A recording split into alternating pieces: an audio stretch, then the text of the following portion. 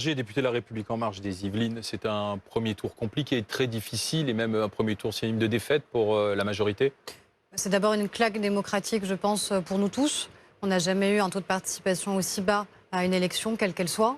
Je pense que ça doit quand même tous nous concerner, nous alerter. Moi, je partage les mots de Xavier Bertrand qui dit que la politique ne doit pas, en effet, mourir, mais ça suppose aussi qu'il y ait un sursaut démocratique très puissant dans l'entre-deux tours et que les Français puissent se mobiliser. Mais je rappelle quand même les chiffres, Aurore Bergé. Pour ce qui est vraiment de votre parti, vous arrivez, la majorité présidentielle, en 5e position. Mais je minimise pas du tout à peine le à 19, score, selon les estimations. Plus C'est-à-dire exactement. à peine au-dessus du chiffre qui permet le maintien à 10,9 si on se fie au rapport de force nationale. Elle est évidemment liée à la fois à la faible participation, très faible participation, et aussi au score qui est le nôtre. Enfin, je ne peux pas venir sur votre plateau en me réjouissant du score qu'on a fait.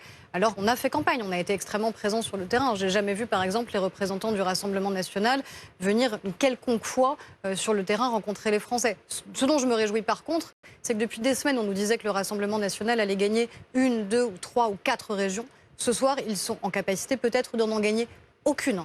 Et ça, oui, ça c'est un motif pour nous, républicains au sens large du terme, de satisfaction de penser que l'extrême droite peut ne pas gagner de région en France. Stéphane Le Foll. Bonsoir Stéphane Le Foll, Bonsoir. vous êtes maire Parti Socialiste de la ville du Mans. Évidemment une des figures du Parti Socialiste. La gauche, elle est pas morte finalement. Ce soir, vous arrivez en 3e position avec 16,5% des voix. Mais vous allez vous retrouver quand même à devoir être arbitre.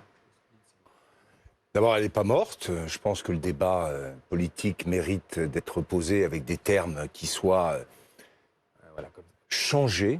Je pense que l'élection d'Emmanuel Macron, le Nouveau Monde, le ni droite ni gauche, portait en lui un certain nombre de risques politiques. Et je pense que ce soir, il y a de ce côté-là un message qui est passé et qui est très important à noter.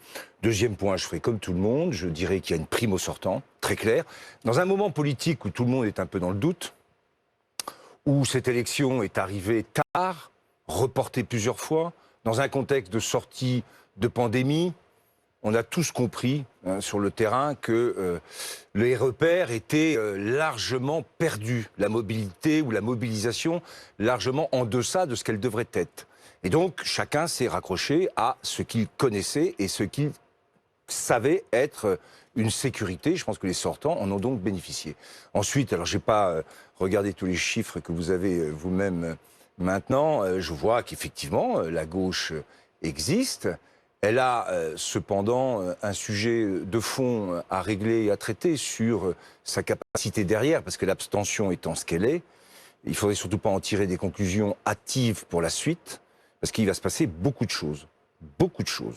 Et donc, la question politique, pour la France dans sa globalité, elle reste en suspens aujourd'hui. Permettez que l'on regarde les estimations de manière un petit peu plus détaillée avec Loïc Besson pour BFM TV, en prenant 2 régions, les Hauts-de-France et la région Provence-Alpes-Côte d'Azur, Loïc. 2 régions avec des enjeux importants. D'abord, regardez cette carte qui commence par se remplir des couleurs, des partis, formations politiques, des candidats arrivés en tête de ce premier tour des régionales. Une région qui nous intéresse particulièrement, c'est celle des Hauts-de-France. On va découvrir le résultat ensemble. C'est Xavier Bertrand qui arrive largement en tête, le candidat de la droite, 44%, et qui devance largement donc Sébastien Chenu, le candidat de Laurent Wauquiez. Ce choix net, c'est une marque de confiance pour une équipe qui a eu à cœur de tenir ses engagements dans la crise, avec les masques, les tests, les centres de vaccination. Une région bien gérée, sans augmentation d'impôts ni de dettes. Une région avec la même attention pour les petites communes comme pour les métropoles. Une région avec la préférence régionale pour nos entreprises comme pour nos agriculteurs. Ce choix net, c'est celui d'agir fermement contre l'insécurité comme nous l'avons fait depuis 5 ans, en doublant les effectifs de police ferroviaire ou encore en sécurisant nos lycées. Et comme nous le ferons demain, pour agir face à la dégradation de la situation actuelle, notamment en supprimant l'accès aux aides de la région pour les délinquants ou en déployant la reconnaissance faciale contre les criminels. Ce choix net, enfin, c'est celui d'une nouvelle espérance, après la terrible crise que nous avons traversée, avec l'espoir de pouvoir relocaliser l'industrie et les emplois dans notre région, avec la volonté d'œuvrer pour une santé plus accessible sur tous nos territoires, Et enfin, avec la conviction que l'on peut améliorer la qualité de l'air avec des projets tels que le Lyon-Turin, qui devraient fédérer tous ceux qui veulent défendre l'environnement. Vous pouvez compter sur moi. Je crois à l'importance des caps clairs. Je crois à la nécessité d'avoir de la constance dans ses convictions et de s'y tenir. Je suis né dans notre région. Mes enfants y sont nés. J'aime notre région parce que j'aime son énergie et sa beauté. Parce que je suis convaincu qu'elle peut être notre socle. Parce que je suis convaincu que l'on peut porter notre région autour de belles valeurs. Le travail plutôt que l'assistanat. La promotion du mérite plutôt que le nivellement vers le bas. L'importance de la fermeté plutôt que le laxisme. La défense de notre mode de vie plutôt que le communautarisme. Ces valeurs qui peuvent se résumer en 2 mots tout simplement, le bon sens. Ce soir, c'est un choix net pour un cap clair. Et je veux remercier du fond du cœur tous ceux qui nous ont témoigné une si large confiance qui est allée bien au-delà de toutes les attentes. Cela me touche, moi et toute mon équipe. Et nous sommes conscients de nos responsabilités. Vous avez témoigné une adhésion forte dans notre région pour ce que nous avons voulu porter ensemble. Et je veux m'adresser aussi à tous ceux qui n'ont pas voté, parce que notre région a besoin de vous. Dimanche prochain, j'ai besoin de votre soutien. J'ai besoin que ce soutien soit le plus large possible. Parce que plus ce soutien sera large, plus notre région sera solide pour tourner ensemble la page de cette crise et ouvrir une nouvelle espérance. Merci à tous et à dimanche prochain.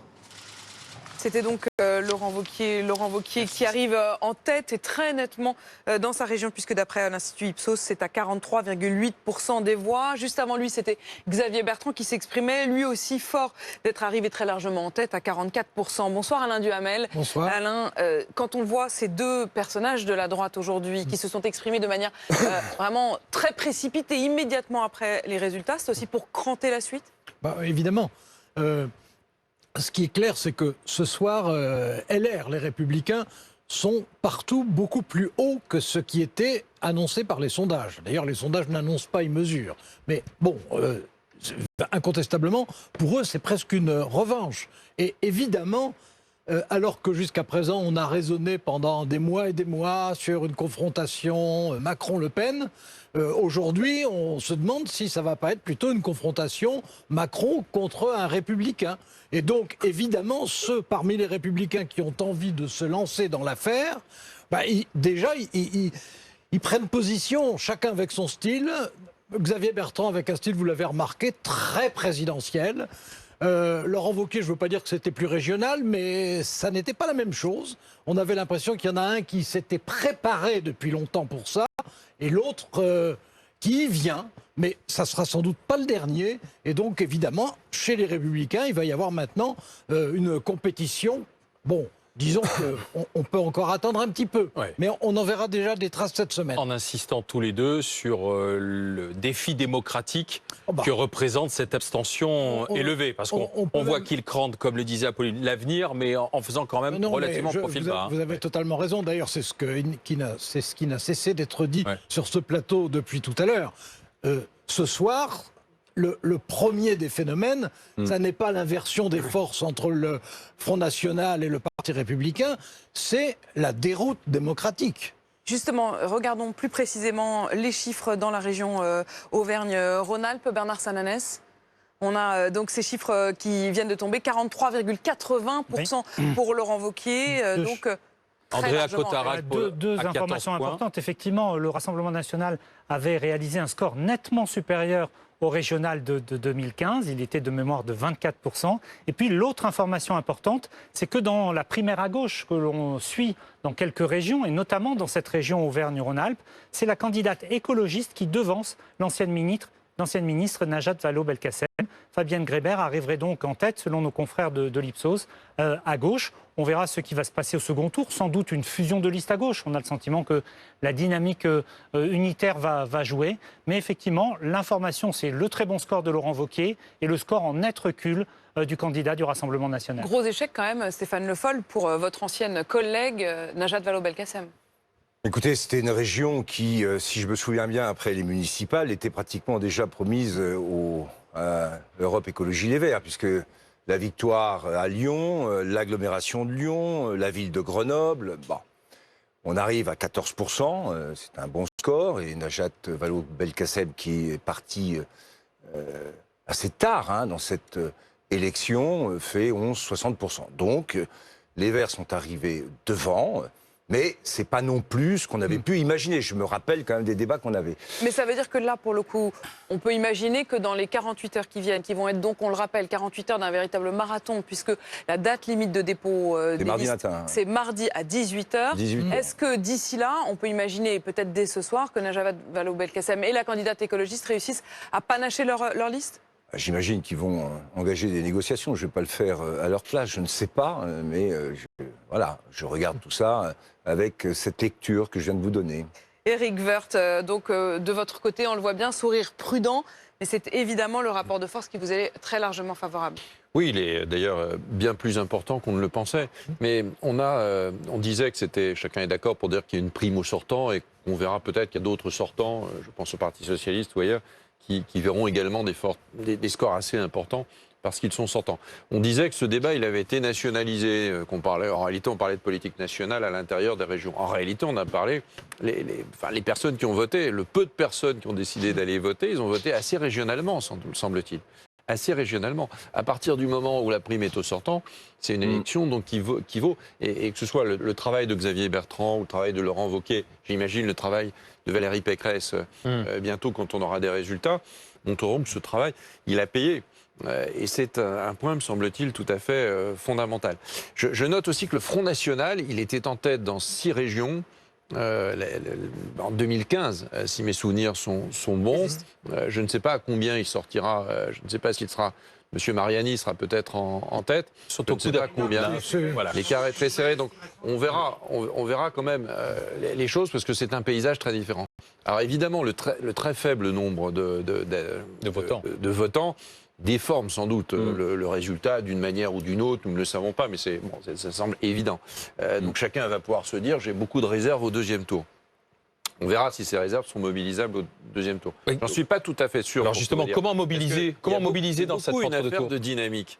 Cette histoire, c'est beaucoup une affaire de dynamique. Et la dynamique, elle est clairement du côté de LR de façon assez forte. Et puis on verra. Mais je crois réellement que la régionalisation du débat, même si les électeurs avaient sans doute quelques idées nationales derrière leur tête, est très importante. On a un peu du mal à vous croire, en l'occurrence sur Xavier Bertrand ou Laurent Wauquiez, qu'il n'ait pas eu un peu une idée nationale. Non, mais je pense qu'il y a peut-être une idée nationale, mais je vois surtout qu'on dit aussi à des présidents de région, parce qu'ils ont été bons, qu'on a envie de revoter pour eux. Je trouve ça assez sain, pour tout vous dire. On a fait la même chose sur les municipales, très largement sur les municipales, sur un certain nombre de points. Moi, je trouve que les électeurs sont souvent bien plus matures qu'on ne veut bien le dire, et que leur décision, elle est, Ceux qui votent. Elle est très sage. Alors permettez... Ceux qui votent, c'est pour ça que je dis que ça déformait, que le peu de vote déformait évidemment beaucoup l'analyse. Permettez que l'on retourne en priorité au direct. Dans les Hauts-de-France, retrouver Benjamin Duhamel, qui a suivi l'une des premières interventions, si ce n'est la première ce soir, celle de Xavier Bertrand, sitôt les premières estimations connues, Benjamin. Oui, absolument. Xavier Bertrand qui est arrivé très vite pour une courte déclaration, sobre déclaration, où il s'est félicité d'avoir, je cite, brisé les mâchoires du Front National. C'est vrai qu'il faut mesurer 6 ans après où Xavier Bertrand en est. En 2015, il était arrivé à 25% des voix au premier tour. Marine Le Pen très très loin devant, plus de 40%. Et il avait en quelque sorte gagné cette élection grâce au retrait de la gauche. Là, Xavier Bertrand ce soir prend plus de 19 points alors que le Rassemblement National est relégué, lui, à 24,4% selon notre estimation. Et là, c'est bien sûr une prime au sortant, comme on peut le voir dans les autres régions, mais c'est aussi une validation, c'est en tout cas ce que pense l'entourage de Xavier Bertrand de sa stratégie depuis 6 ans. C'est donc une soirée idéale, une bonne nouvelle pour Xavier Bertrand qui, désormais voit le second tour arriver dans une très bonne posture. Et puis, bien sûr, vous le disiez, il y a un enjeu national pour Xavier Bertrand, candidat déjà déclaré pour l'élection présidentielle de 2022. Lui qui avait conditionner cette élection régionale à la suite de sa vie politique, eh bien, certes, Laurent Wauquiez fait un bon score de premier tour. Valérie Pécresse devrait aussi sans doute bénéficier de cet effet prime au sortant. Mais pour la dynamique qui s'enclenche, c'est une bonne soirée pour Xavier Bertrand. Et on attendra donc désormais les résultats du second tour. QG de Xavier Bertrand avec vous, Benjamin Duhamel. Partons tout de suite vers le QG de son opposant, Sébastien Chenu. Julia Van Elst, vous êtes à Denain, dans le QG de campagne de Sébastien Chenu. Et d'ailleurs, dans 5 minutes maintenant, Marine Le Pen prévoit de s'exprimer et de s'exprimer depuis là où vous êtes. Exactement. Alors en fait, je suis à Hénin-Beaumont et je peux vous dire que ici, ce n'est clairement pas la joie. C'est un véritable coup dur pour le Rassemblement national ici dans les Hauts-de-France. Et les mines des militants sont défaits. Ils ont même hué à l'annonce des résultats, 24,4%. Priorité au direct, Julien Audoul pour Rassemblement national en région Bourgogne-Franche-Comté qui va prendre la parole. Julien Audoul qui était candidat pour le Rassemblement national. On attend 4 minutes. On va l'écouter avec une estimation en ce qui concerne Julien Audoul, Bernard Sananès, dans cette région, le Rassemblement national, région Bourgogne-Franche-Comté, Auvergne-Rhône-Alpes. Estimation qui n'a pas été fournie par Elab, mais par nos concurrents, qui donnait Julien Audoul devancé par la présidente sortant, Marie-Guite Dufay. Ce qui est peut-être une déception localement, effectivement, avec un score très haut de la part de Laurent Wauquiez, comme on l'a entendu. Donc on attend la prise de parole de Julien Audoul et c'est Marine Le Pen ensuite qui s'exprimera aux alentours des 20h30. Elle est dans les Hauts-de-France, elle s'exprimera des Hauts-de-France. Bernard Sananès. Il intervient avant Marine Le Pen. En place, audacieux. Effectivement, évolution en région PACA.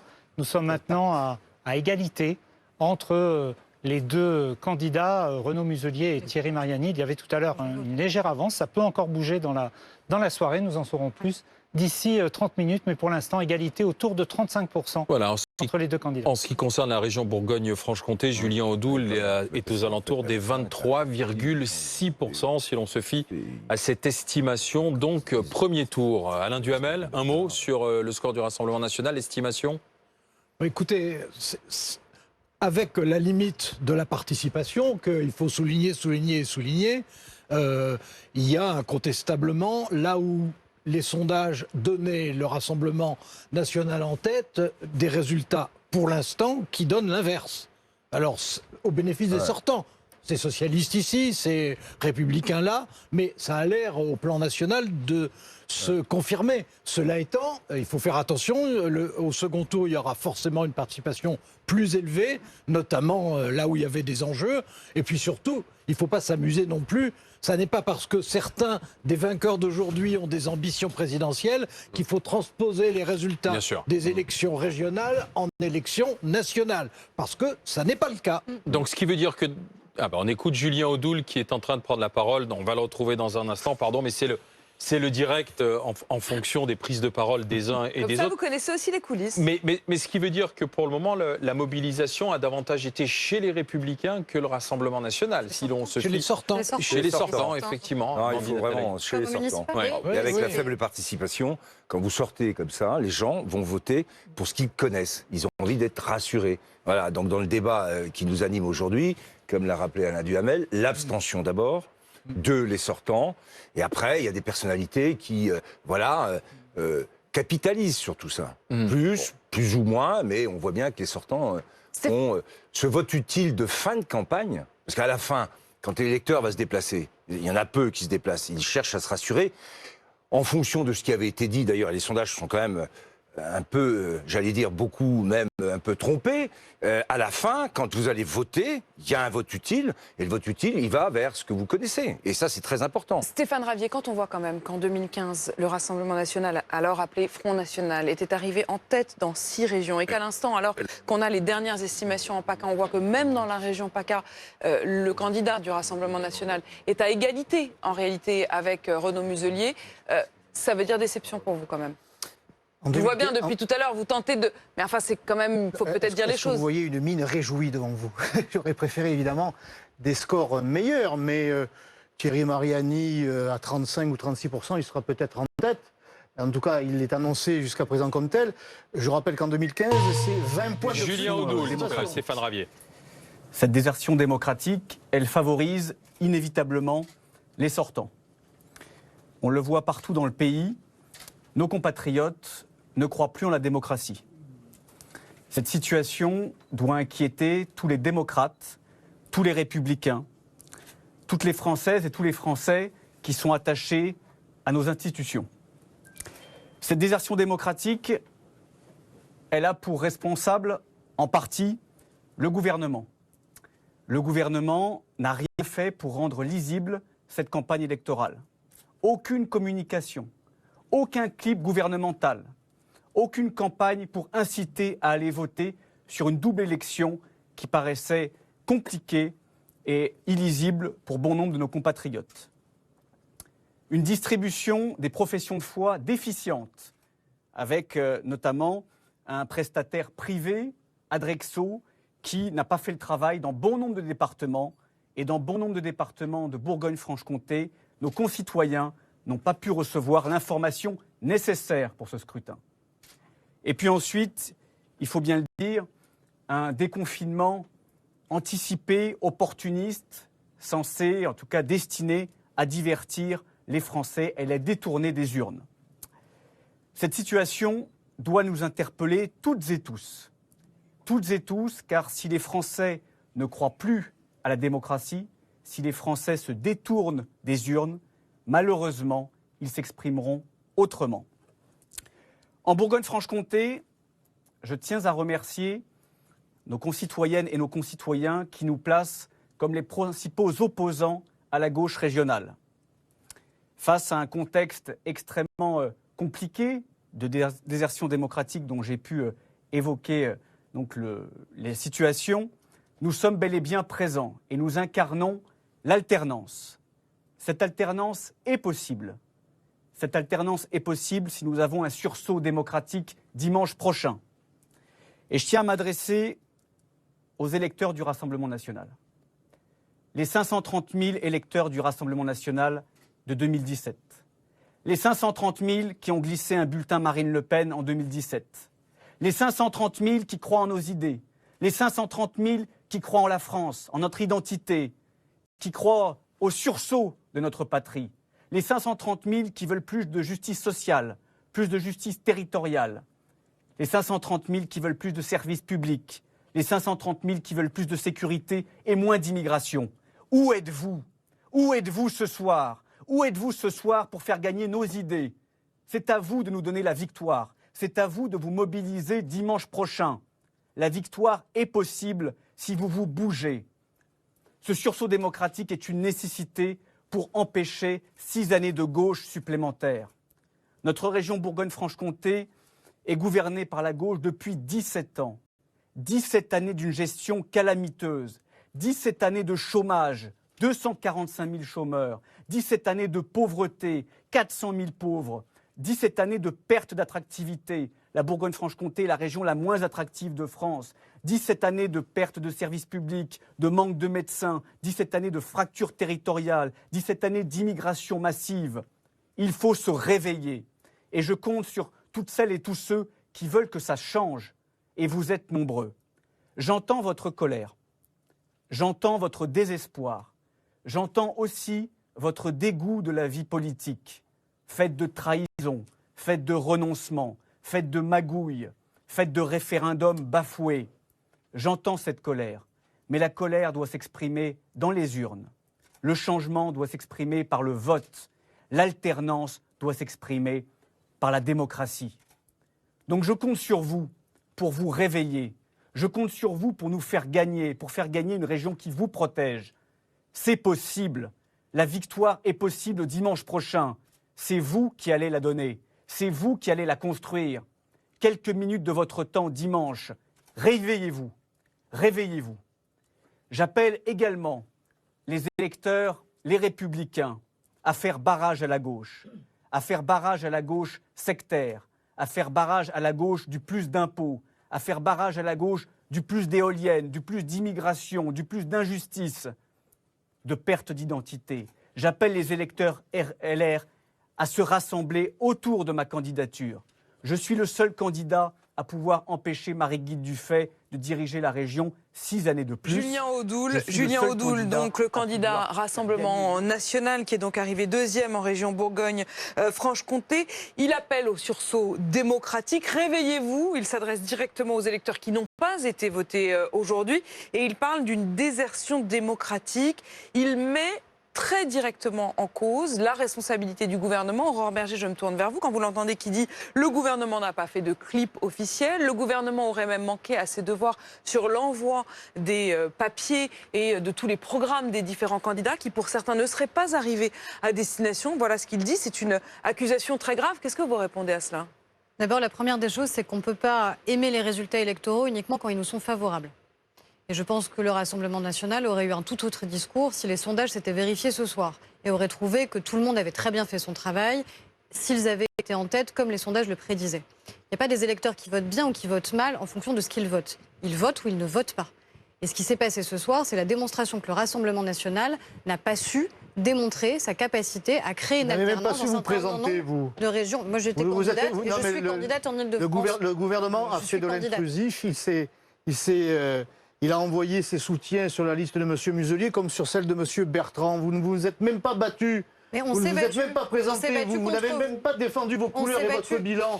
Alors un peu de modestie, chère madame. Je suis très modeste. Vous avez eu peur du vote des Français. Nous n'avons pas peur des Français. Nous appelons à la démocratie. Vous la piétinez à longueur d'année, madame. Vous insultez les Français. Vous ne les écoutez pas lorsqu'ils vous demandent un référendum ou lorsqu'ils vous demandent. Puisque vous parlez de attendez, puisque vous parlez de respect, Monsieur Ravier, laissez terminer Madame Berger, s'il vous plaît. J'ai dit l'inverse. J'ai dit qu'en aucun cas il y avait des Français qui votaient bien ou mal. Je pense que c'est extrêmement respectueux, au contraire du vote des Français, et qu'on n'est pas là pour se réjouir uniquement quand ça vote dans notre sens. C'est ça que je dis ce soir. Ce que je dis aussi, c'est que oui, nous avons fait un choix qui était un choix responsable en PACA. Et moi, je me félicite qu'on ait fait un choix qui permette, en effet, ce soir, à Renaud Muselier, de ne pas être, comme les sondages le prédisaient, 10 ou 15 points derrière le Rassemblement national, comme c'était le cas en 2015. Parce que oui, en tant que républicaine, ça me réjouit de ne pas vous voir ce soir, vous réjouir. Alors, Madame Berger, justement, Monsieur Muselier, c'est bien ça.